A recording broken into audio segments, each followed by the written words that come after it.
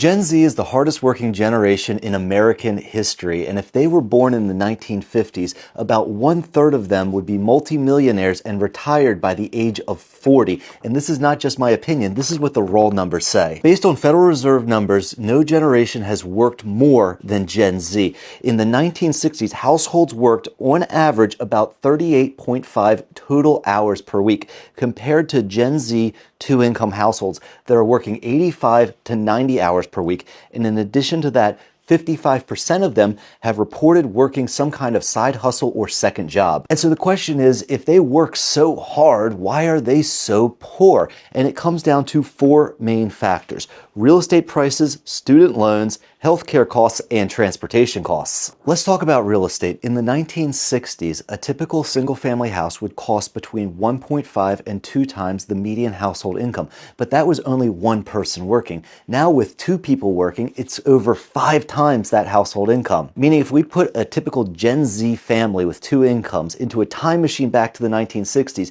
they would be able to pay off a median single-family house by the time they turn 25. They also wouldn't have student loans, there would be negligible healthcare costs, and cars would have been cheaper, so would gas.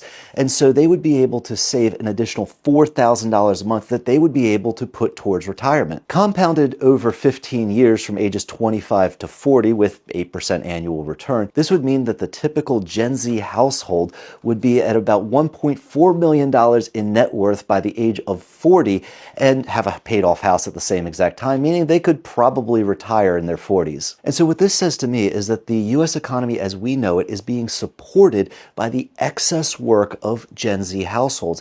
If they didn't work as hard as they were working right now, real estate prices would collapse. There would be no one to buy equities, and so the stock market would go down. And so this notion that Gen Z isn't working hard and all of these memes that go back and forth on Facebook is completely nonsensical to me. They are the hardest working generation. Anyway, I hope that's of value to you.